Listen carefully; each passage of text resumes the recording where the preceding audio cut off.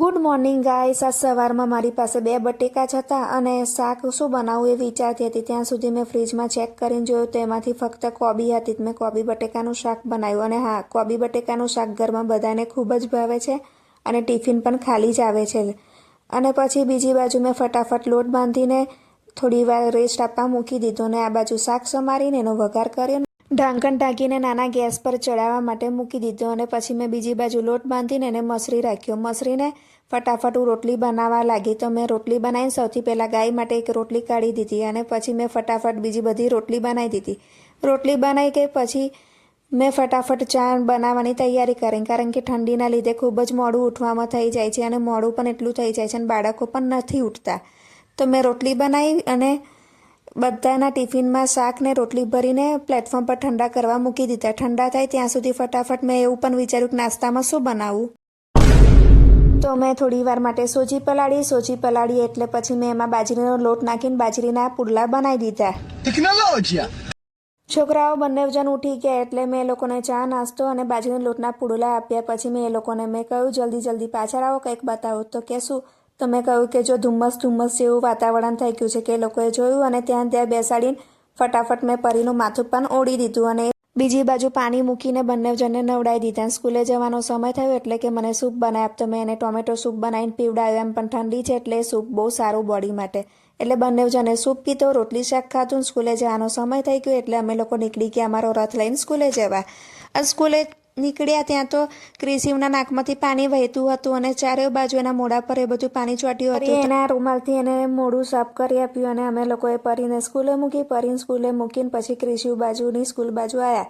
તો આજે અમે એક્ટિવા બીજી સાઈડ મૂક્યું હતું કારણ કે વચ્ચે જળ કાપવાનું કામ ચાલતું હતું।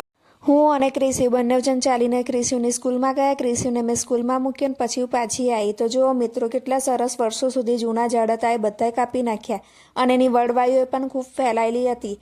તો ઉગતા કેટલો બધો સમય લાગે છે અને કાપતા 10 મિનિટ પણ નથી લાગતી। ત્યાં સુધી ક્રિશિવને લેવા જવાનો સમય થઈ ગયો। તો ક્રિશિવને સ્કૂલમાં લેવા આવી એટલે એના ટીચરે કહ્યું કે આજે થોડી પ્રેક્ટિસ અને એક્ટિવિટી કરાવી છે તો તમે ઘરે જઈને કરાવજો। તો મેં ક્રિશિવને પૂછ્યું શું કરાવ્યું? તો એ કે હું તને ઘરે જઈને બતાવીશ।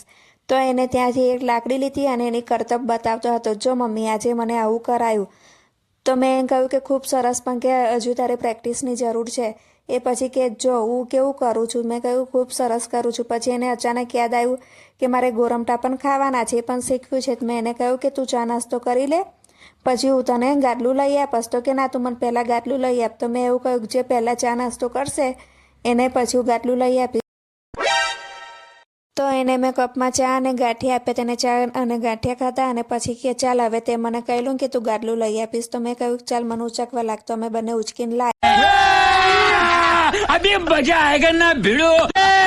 તો સૌથી પહેલા તો એને 2-3 ગોરમટા ખાતા તો એને મજા પડી। પછી એને નાકમાં વાગ્યું તે રડવા બેઠો, રડીને પછી શાંત થઈ ગયો। પછી ફરી એને એની મસ્તી ચાલુ જ રાખી। આમ ને આમ અમે લોકો પરીને લઈને આવ્યા। પછી સાંજ પડી એટલે એ લોકો નીચે રમતા હતા અને આખા આરસીસી પર એ લોકોએ ચિત્ર દોર્યા ને નામ પણ લખેલા કોને કયું ચિત્ર દોર્યું છે। ને આજે ક્રિશિવનો ભાઈબંધ જયુ પણ આવ્યો હતો તો એ જયુ સાથે રમતો હતો। આમ ને આમ અમારે સાંજ પડી ગઈ।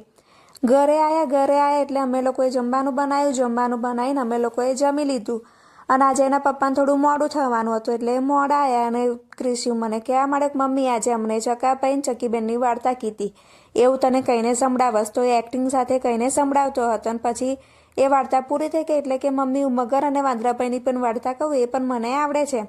તો મેં કહ્યું કે સરસ, તું વાર્તા કહેતો એને મને આખી વાર્તા કંઈ સંભળાવી અને પરી એને વચ્ચે ચીડાવતી હતી। મેં કિશુને કહ્યું કે તું એની બાજુ ધ્યાન ના આપીશ, ફક્ત તું વાર્તામાં જ બોલવામાં ધ્યાન આપતો। એવો વાર્તા બોલવામાં જ ધ્યાન આપતો હતો અને સાથે એક્ટિંગ પણ કરતો હતો અને અમારો આજનો દિવસ આમ જ પૂરો થયો।